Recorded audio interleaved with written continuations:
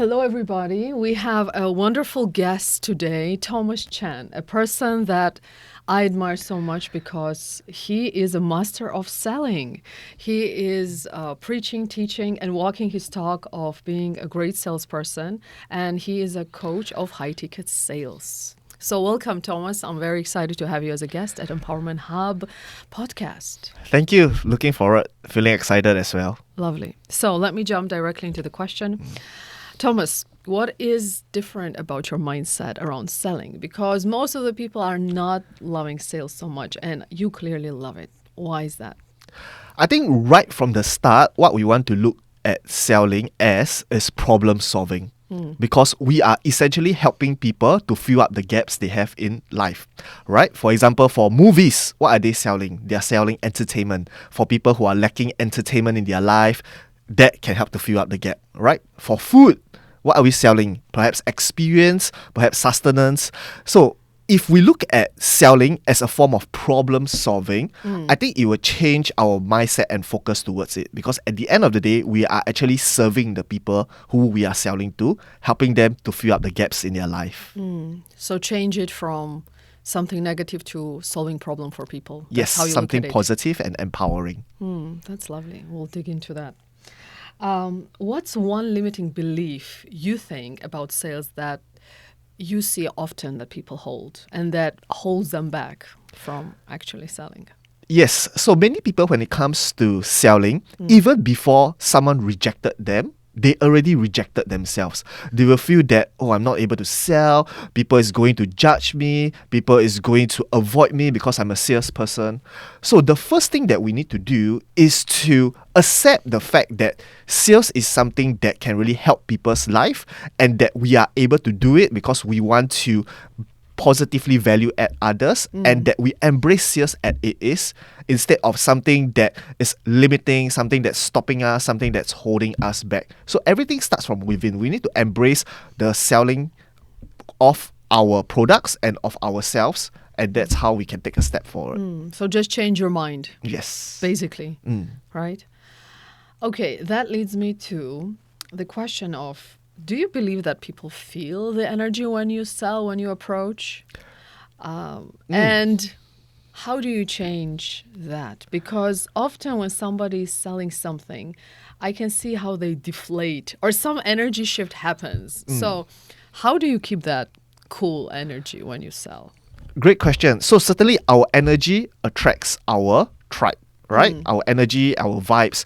And many people, they have that negative energy because they go in with the wrong mindset, right? I'm here to make a quick sale. I'm here to earn money. I'm here to, slaughter, right? And because of that, they already go in with a wrong mindset and it reflects in the energy that's being exuded. That's why I always believe that we want to go in with a huge, immense belief that we are able to add value, that we are able to help them to solve problems, that we are there for them.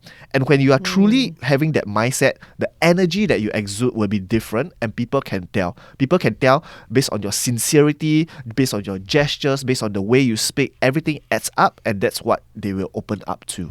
Okay, it sounds fun. And here, I'm going to put our lovely Thomas Chen on spot.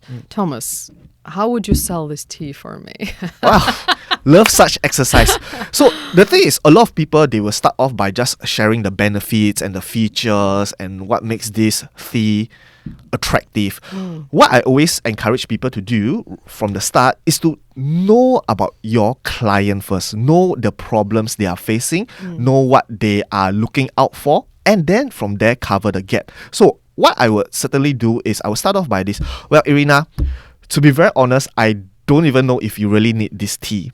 And the last thing that I want to do is to sell you something that you do not need. Fair? Right? So perhaps to start off, maybe I can ask you some questions first to see whether this is something for you. So right now, what are the types of tea that you typically drink? I like tea that has flavor, that smells good, that is maybe colorful, like pink, orange, green. Right. And why is it so? Because does it make you happy? Does it give you the energy? It inspires me. I like colors. Color inspired me. And smells also, of course, bring a higher energetic sense to me. Right. And knowing that you are a life coach who deliver values that aligns with you, with full of creativity, can I say that such tea, the qualities that it brings, helps you with that as well? Yes, you can say that. That's true. Yeah, that's great. So this is something that I see will be very suitable for you because it has everything that you are looking out for: the color, the flavor, the amazing feeling that you, when you drink it, you feel great, and it helps you with your thinking, it boosts your creativity, and it's something that you will certainly enjoy. And this is something that I would love for you to try because I'm sure it will be of an enjoyable Okay. experience to you. I love how it sounds. What's the price? Yeah. So perhaps understand a little bit more about your budget so that I can recommend something that is aligned with it.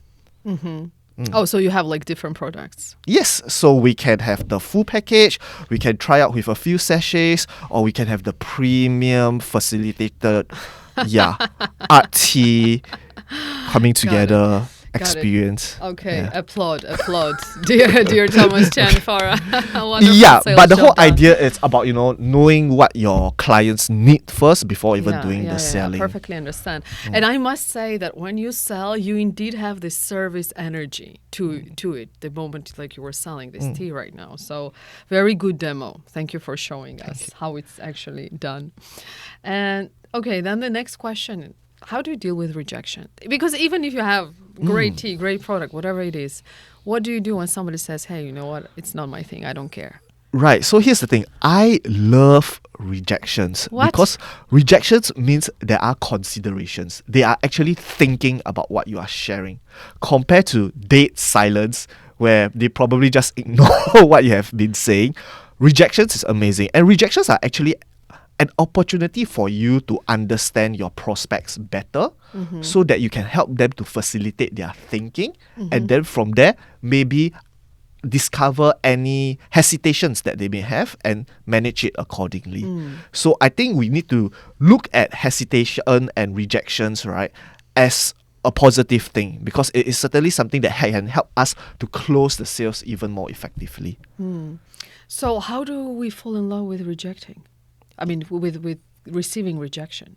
Yeah, by knowing that your prospects are actually hearing, thinking, and understanding what you say. Because if those are not accomplished, they will probably just, let me think about it, or they will just, okay, thanks for sharing, goodbye. Yeah. Yeah, so when they bring out objections like, oh, maybe it's out of my budget, maybe it's something that I am not looking for at this point in time, Yeah. maybe it's not something that I feel can, help me, they are actually thinking, right? And that's why I appreciate them for that. And then Okay. that's where I will manage it accordingly. Okay. And how do you deal then with silence? So what you said, right? You prefer rejection. What do you do when just somebody doesn't even respond? Yeah. How do we teach people to be Great okay with that question, also? great question. Which is why during the entire sales presentation itself, every single part matters. For example, right from the start, you must qualify to make sure that they are the right ideal clients, that what you can provide is certainly of value add to them, because if it's not, no wonder they will keep silent, right?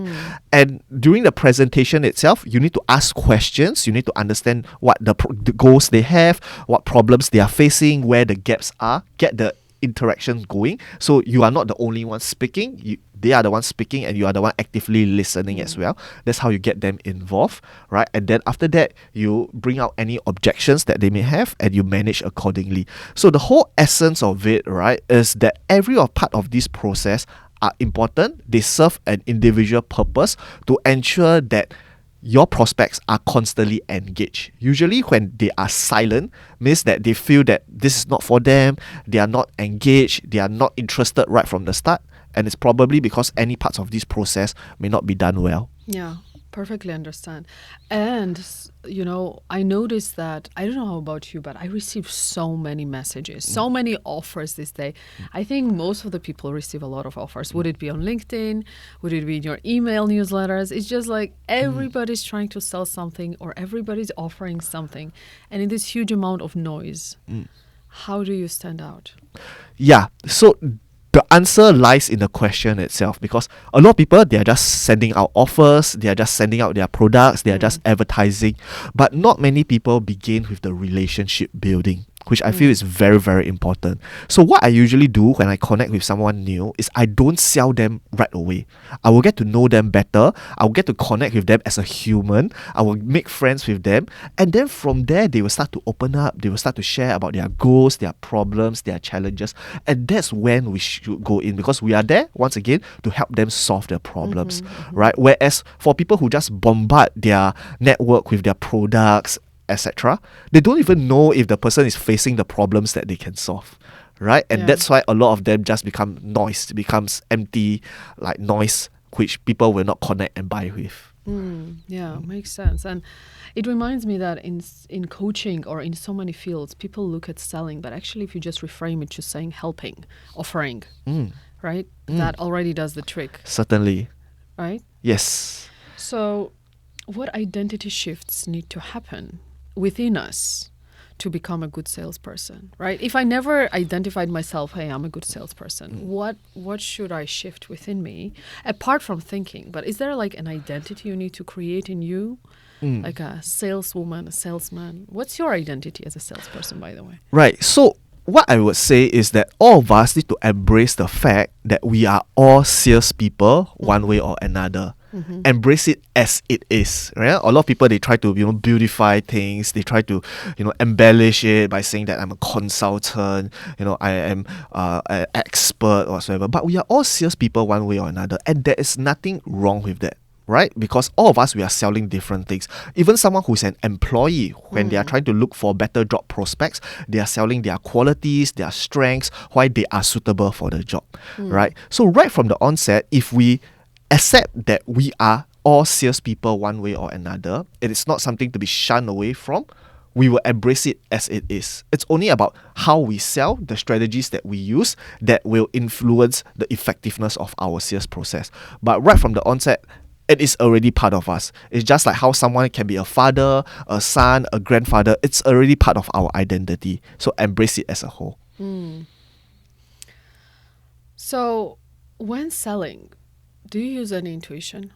And if you do, how does it work?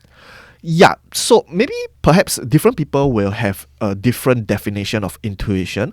But what I realize, intuition can also be strengthened through experiences. So as we start to be more experienced in the sales line, we will start to realize if this person is someone who will commit, if this person is an ideal client. I mean, they may fit all the tangible qualities, but intuition helps to bring out that intangible connection itself. You can start to feel that person's vibes. And the last thing we want is to work with someone who is not the right fit. I think based on personal experience, maybe for people who just started out, they just want to accept everyone as their client.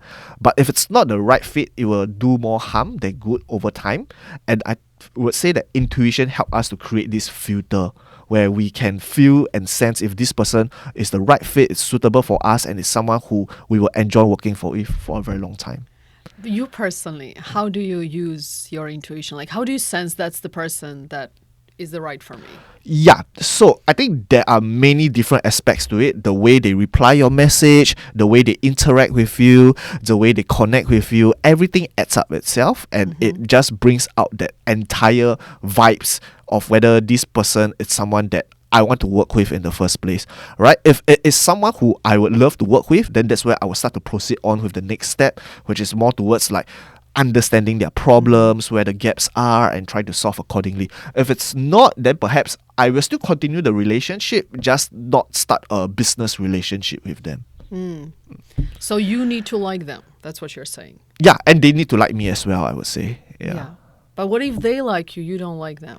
Yeah, then it will also let me think about the amount of support that I will give them. Of course, I want to give as much support as I can if I'm able to, right? But if things just does not work out, maybe I can refer them to someone, or I can give some alternatives, etc. What do you think of sales scripts? Sales scripts. Yes. Yeah, I think it's useful, especially for someone who is new, but many people use them wrongly. What many people do is they memorize word for word. What I always encourage people to do is to internalize over memorize, because everyone, they have their own way of speaking, they have their own favorite word, they have their own style, and I think it's very important to align with our natural style, yet know how the conversation and the sales presentation direction should go. Yeah, so I love sales script. It's just that many people, they should internalize it. Instead, they should be able to, edit it on the spot. They should be able to, adjust based on the flow itself. So that will make it more natural. Yeah. Do you, just to demonstrate what you're saying, do you have any example that will pop up in your head where you thought, wow, that was a great sales maneuver or a sales moment from somebody, or maybe you have a favorite salesperson that we can just have as a reference? Yeah, so right now I am following this sales coach as well. His name is called Jeremy Miner, right? He revolutionized the way we are selling. In fact, I got a lot of inspiration from him. So he put in the focus that we should be asking questions that really trigger the prospect's thinking and let them understand where the gap is. We should not push in the gap to them, but they should be the one who understand and discover it themselves, and then from there we adjust accordingly and we share with them why our products can help them out with it. So he is someone who I get a lot of learnings from, and he's really a master at it. He would analyze every single part of selling, including the vocal variety, the words we use, the questions we ask. So that's really playing it at a high level, and yeah, personally I'm also learning from him. So I'm gonna ask you, what's the vocal element of selling? Yeah, what's the vocal variety that you So for him, he recommends that we speak with an empathetic tone. Like we can understand what the prospect is saying, and we genuinely want to understand them as well, right? It is not so much of an authoritative tone. It is something like, oh, Irina, so how does drinking an amazing cup of tea makes you feel? So it's like very open, warm yes, kind of yes, conversation. yes. Instead of, Irina, how does drinking cup of tea makes you feel? Right? So a subtle difference yet makes all the difference. Yeah, I see what you mean. Very good example. Thank you. All right. Now, let me ask you, what are the daily mindset rituals? Do you have such thing as daily mindset rituals that you use? Yes, I do. So I am a huge believer in visualization and affirmation. Oh, yes. I love it. Okay, right, tell me all about it. Right. So yeah, I mean, I will always be visualizing myself being in the appointment, helping them to solve their problem, and eventually closing the sales, and then enjoying the services that I give them. So I really believe that everything begins from the mind itself, how we act, how we respond. It all starts with that. And that's why visualization and affirmation they are such important things, because they set the mind in the right direction itself. Yeah, so every single day I will be doing it. I will be doing it as part of my 45 minutes to 1 hour ritual. Yeah, right now I'm doing cardio. So while I'm doing cardio, I will be visualizing and affirming myself at the same time. Wow, amazing. Yeah. Okay, what's your affirmation? Can you share with us? Yeah, so my affirmation is that I'm here to help people solve problems. I am here to change the world. I am here to help people out of what they are trapped in.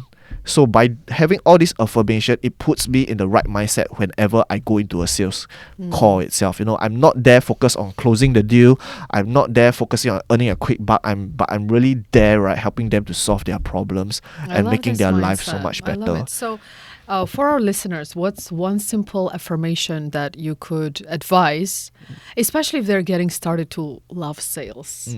What's one affirmation you would advise for them to try? Yeah, something simple, which is you are an amazing salesperson. You are an amazing salesperson. Yes. Yes? Yes. Okay. All right. I love it. If we move this to career, because you said that we are selling all the time, including, when you're in interview, I absolutely agree. What do you think, how can we apply this, what you're saying, to an interviewer who is trying to land a good job? How do they sell themselves to an interviewee? So there are different things that someone who is looking for a job can sell themselves to the interviewer itself, which is first off, why do you want to work with this company? I think that is very important. Many people, they just try to sell their own qualities, which is important as well.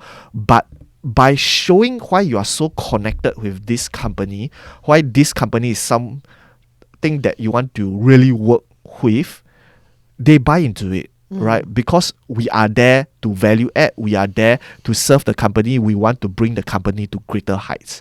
So different people will have different reasons. Maybe they are aligned with the company's value. Maybe the company is selling something that they are a beneficiary of. That's what they want to identify right from the start, and they want to really sell that, right? Because that is what would really, move people's heart and get that buy-in that, yeah, you are really here, not just for the salary, which is important, but you are really here to help out the company. That's a very good point, because most of the time I see people playing small at the interview and actually being in the mindset of, please hire me, which is such a wrong mindset. So very good point. Thomas, are you ready for a Blitz questions? You need to pick one, okay? Let's do it. Yes? All right, Thomas. Cold call or warm lead? Cold call. Ooh. Oh, I didn't expect that. Why? Yeah, because I believe cold call or cold market is just a friend that has not been made yet. Okay. Yes. So, yes, I'm a believer in relationship building, etc. But I'm also a believer that we should build even more relationships from those which we Very already interesting, have. unexpected, lovely. Hustle hard or align and flow? Align and flow. Morning routine or night manifestation? Morning routine. Scripted pitch or freestyle flow? Freestyle flow. Follow-up email or voice note? Voice note. Why? Because it shows your sincerity, it's able to bring out the emotions, it is able to, show people that you're putting in more effort compared to just maybe a ChatGPT email or just a short text to them. Okay. All right. Now people will be waiting for your voice notes after this. Definitely. High-ticket client or dream client? Dream client. Sales. Wait a second. Fear of rejection or fear of success? Fear of success. Why?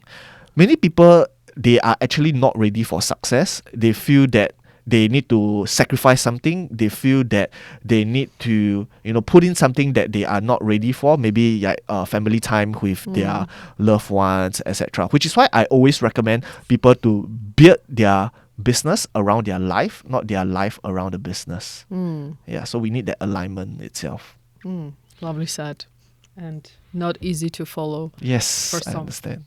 All right. Coffee before sales call or meditation? Meditation. Abundance mindset or growth mindset? Abundance mindset. What's the difference? Yeah, so abundance comes with the form of sharing, with the form of, giving back what you already know. And I believe that itself can help with growth, right? Because it's all about energy. When you just keep it, you may not get it back. But when you are giving it, that's where you get back even more. Absolutely agree. Have to say with this one.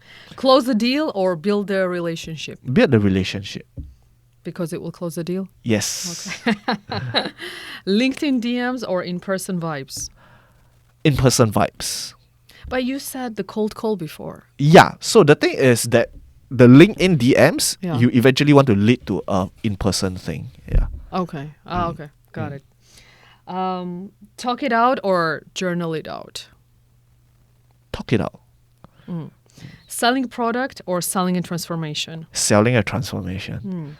Burn the boat or keep a safety net? Keep a safety net. Clients find you or you find the client? I will find a client. You will find I know that's a surprising answer, but I'm a believer in proactiveness. Of course, I would love clients to find me. But think about it. If you have something that can change someone's life, and perhaps that person is not aware, that person is not clearly, understanding about what you are able to provide, and that's why they never reach out to you. What a missed opportunity and a disservice to that person itself. So yes, I certainly love for people to reach out to me, but I will also want to reach out to people if I know I'm able answer, to by the way. help them to solve their problems. Yeah, great answer. Thank you. I deserve this or I create this? I create this. I love it. Why? Yeah. Because to me, the word deserve have a sense of a little entitlement to it. I know sometimes we want to have a certain standard and certain value, but think about it. what you deserve comes from what you create. Only by putting out that value into the world, people will value you. So it starts from you giving first before you want someone to give it back to you. Very wise words from Thomas Chen. So, Thomas, before we close off, any final thoughts, any final summaries you would like to share with our listeners?